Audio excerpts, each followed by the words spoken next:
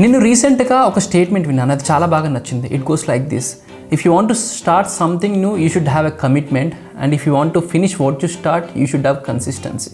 నువ్వు ఏదైనా కొత్తగా స్టార్ట్ చేయాలంటే నీకు ఒక కమిట్మెంట్ ఉండాలి, ఆ స్టార్ట్ చేసింది ఫినిష్ చేయాలంటే నీకు ఒక కన్సిస్టెన్సీ ఉండాలని చెప్పేసి చదివాను. చాలా బాగా కనెక్ట్ అయింది, అదైతే చాలా నిజం అనిపించింది అది.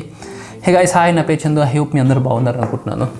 సో రీసెంట్గా రీసెంట్ కాదు, స్టాటిస్టిక్స్ ప్రకారం, as per the statistics, most of the autistic kids చనిపోయేది నీళ్ళలో మునిగి డ్రౌనింగ్ అయిపోయి చనిపోతూ ఉన్నారు. యాక్చువల్లీ లేటెస్ట్ రిపోర్ట్స్ ప్రకారం, లేటెస్ట్ స్టాటిస్టిక్స్ ప్రకారం స్టాట్స్ కూడా చెప్తుంది అదే. చాలామంది ఆటిస్టిక్ కిడ్స్ చనిపోయేది ఇదే విధంగా, నీళ్ళలో మునిగిపోయి చనిపోతారు.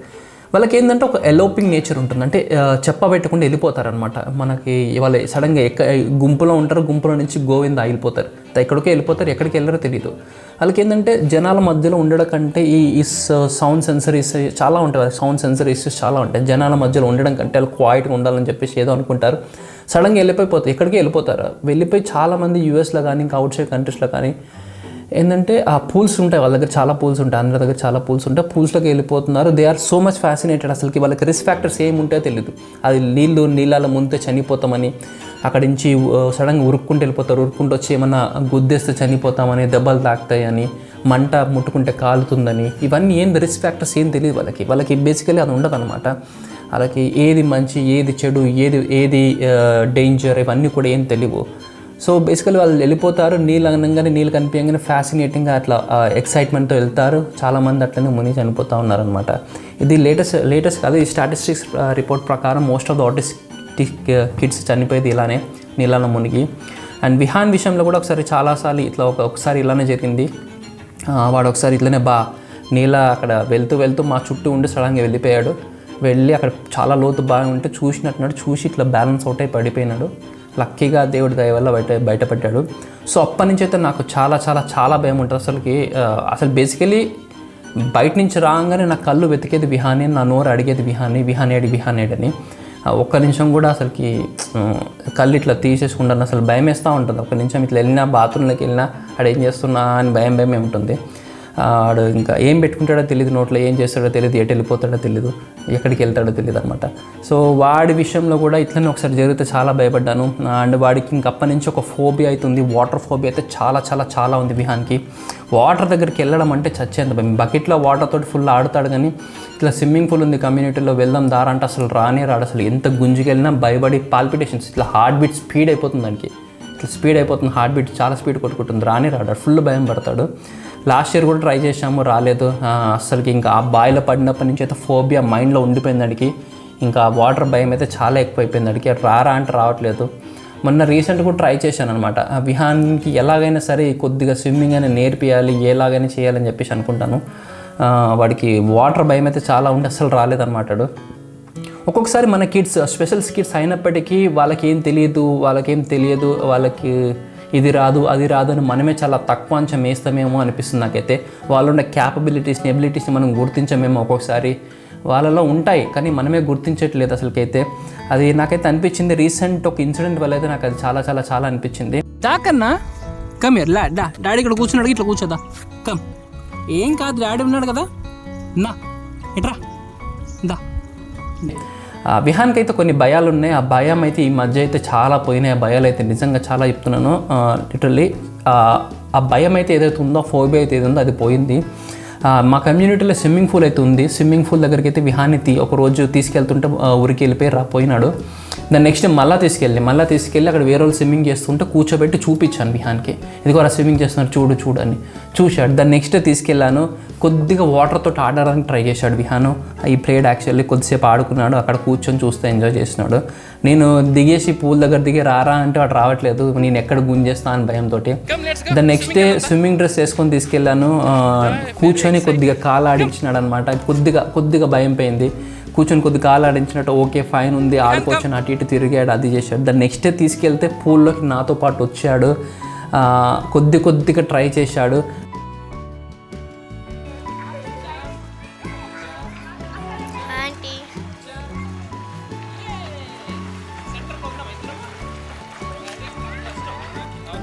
Stop, uncle.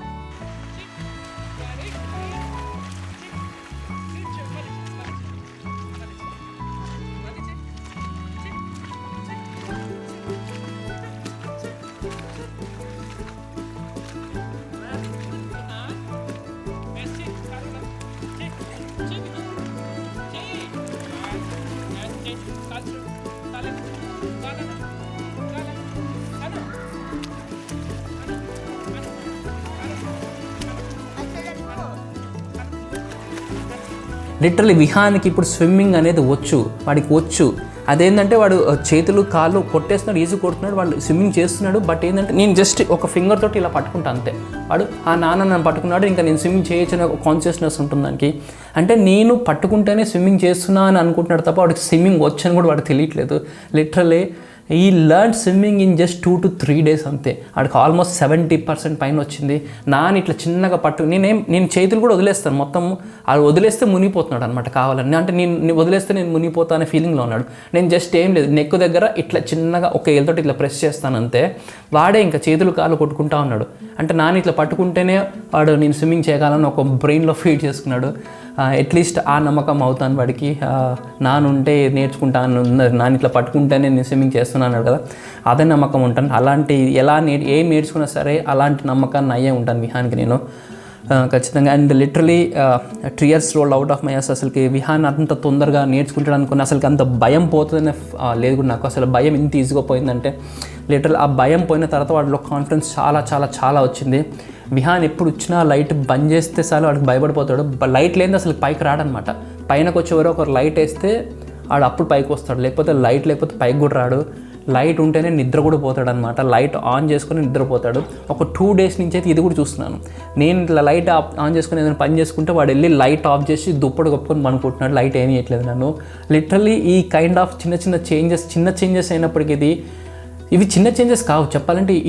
ఈ ప్రాసెస్లో ఈ జర్నీలో ఇవి చిన్న చేంజెస్ అయితే కావు అసలుకి. ఒక నార్మల్ కిడ్కి నేర్పించడం అనేది చాలా కష్టం ఉంటుంది స్విమ్మింగ్. అసలుకి హ్యాండ్స్ కొట్టాలి, లెగ్స్ కొట్టాలి అని నేర్పించడం చాలా కష్టం ఈ ఆటిస్టిక్ కిడ్స్కి. లిటరలీ 3 daysలో నేర్చుకున్నాడు. హ్యాండ్స్ కొడుతున్నాడు, కాళ్ళు కొడుతున్నాడు. అండ్ వాడే వచ్చేసి లైట్ ఆఫ్ చేసుకుని పడుకుంటున్నాడు. This kind of changes really చాలా చాలా చాలా పాజిటివిటీని ఇస్తుంది, చాలా స్ట్రెంగ్త్ ఇస్తుంది యాక్చువల్లీ, చాలా ఎంకరేజ్మెంట్ ఇస్తుంది యాక్చువల్లీ. అండ్ ఈ జర్నీలో ఎప్పుడు కూడా అలసిపోలేదు, ఎప్పుడు కూడా విసుక్కోలేదు. కష్టపడుతున్నాను, ప్రతి డే ఒక ఛాలెంజ్ లాగా తీసుకుంటున్నాను. అండ్ రేపు ఏం జరుగుతుందో, రేపు ఏమైనా కొత్తది ఏమైనా చూస్తాను అని చెప్పి ఒక ఎక్సైట్మెంట్ అవుతుంది నాకు విహాన్లో. And thank you so much guys. మీరందరూ చాలా చాలా చాలా సపోర్ట్ చేస్తున్నారు విహాన్కి అయితే. విహాన్లో ఇంత పాజిటివ్ చేంజెస్ రావడానికి అయితే మ్యాక్సిమం మీరే కారణం. ఈ సబ్స్క్రైబర్స్ అని నేను జస్ట్ ఫ్యామిలీ మెంబర్స్ అంటాను. విహాన్ని మీరందరూ కూడా ఫ్యామిలీలాగా ఓన్ చేసుకున్నారు. మా ఇంట్లో ఆ పర్సన్ లాగా ఫోన్ చేస్తున్నాడు. విహాన్ ఎలా ఉండడానికి పర్సనల్గా ఫోన్ చేసి అడుగుతున్నాడు. విహాన్ తినడానికి పర్సనల్గా ఫోన్ చేసి అడుగుతున్నాడు. విహాన్ పడుకున్నారా అని చెప్పేసి అడుగుతున్నాడు. Thank you so much for all the love and support guys. Me support కానీ హెల్ప్ కానీ నా లైఫ్లో ఎప్పుడు మర్చిపోను. తీర్చుకున్న రుణం ఖచ్చితంగా వస్తుంది నాకు. ఆ టైం వరకు వెయిట్ చేస్తూ ఉంటాను. And thank you so much. Me help లేకపోతే చాలా చాలా చాలా కష్టమయ్యేది. అండ్ ఎస్, విహాన్ అయితే డెఫినెట్గా వాళ్ళ మదర్ని అయితే మిస్ అవుతూ ఉంటాడు అప్పుడప్పుడు. ఇదిగో ఇట్లా ఎన్ని డ్రెస్సులు, వాళ్ళ మమ్మీ డ్రెస్సులు ఇక్కడే ఉంటాయి డ్రాలో, అన్ని డ్రెస్సులు తెచ్చుకొని ఇట్లా కప్పుకుంటూ ఉంటాడు. ఇంతకుముందు కూడా చేసేది కానీ ఈ మధ్య చాలా ఎక్కువైంది అనమాట. డ్రెస్సులన్నీ తెచ్చుకొని ఇట్లా కప్పుకుంటున్నాడు. ఒక రోజు అయితే దుప్పటి కప్పుకోలేదు, వాళ్ళ అమ్మాయి డ్రెస్ కప్పుకొని పడుకున్నాడు ఒక రోజు అయితే. డెఫినెట్గా విహాన్ అయితే మిస్ అవుతున్నాడు. డెఫినెట్గా వాళ్ళ మదర్ కూడా మిస్ అవుతారు విహాన్ని, అట్లేం లేదు, ఖచ్చితంగా మిస్ అవుతారు. బట్ చెప్పాను కదా, it all happened because of his father actually. Our father, Prasanna వాళ్ళ ఫాదర్ వల్ల ఇదంతా జరిగింది. తను తీసుకెళ్ళిపోవాల్సింది, కానీ రౌడీలు తెచ్చి చాలా చాలా చాలా పెద్ద తప్పు చేసినాడు. It all started there actually. అయిపోయింది. I'm just focusing on Vihaan's actually. I wish her good health actually. తన హెల్త్ తను సెట్ చేసుకోవాలని కోరుకుంటున్నాను. తను ఓకే ఎప్పుడు వస్తుందో రానియండి. తను she should come back stronger. And support చేస్తానని అనుకుంటున్నాను నేను కూడా ఈ జర్నీలో వచ్చేసి. అండ్ విహాన్ డైట్ అయితే ఇంకా నడుస్తూ ఉంది. అండ్ చాలామంది డైట్ గురించి అడుగుతున్నారు, డైట్ గురించి వీడియో పెట్టమని. డైట్ అంటే నేను ఇట్లా వచ్చేసి చెప్పేసి వెళ్ళిపోతా అంటే దట్ పర్పస్ లేకుండా అయిపోతుంది. ఒక రీజనింగ్ ఉండాలి, ఎందుకు స్టార్ట్ చేసినాం, ఇది ఎందుకు పెడుతున్నాము, అవన్నీ కూడా ఆర్టికల్స్ కానీ లింక్స్ వీడియోస్ కానీ అవన్నీ పోస్ట్ చేస్తున్నాను. నేను స్టార్ట్ చేసాను కానీ నాకు ఒక 2 days కంప్లీట్గా చూసుకునే వాళ్ళు ఉంటే పోస్ట్ చేస్తాను. బట్ స్టిల్ నేను టెలిగ్రామ్లో అయితే ఆల్రెడీ నేను డైట్ చార్ట్ ఏదైతే ఫాలో అవుతున్నానో 60 to 70% ఆఫ్ ద ఏదైతే ప్రోటోకాల్ ఫాలో అవుతున్నానో అది ఆల్రెడీ నేను టెలిగ్రామ్లో పోస్ట్ చేశాను. ఆ షీట్ మొత్తము అది ఇఫ్ ఎట్ ఆల్ ఎవరైనా జాయిన్ అయిపోతే జాయిన్ అవ్వండి.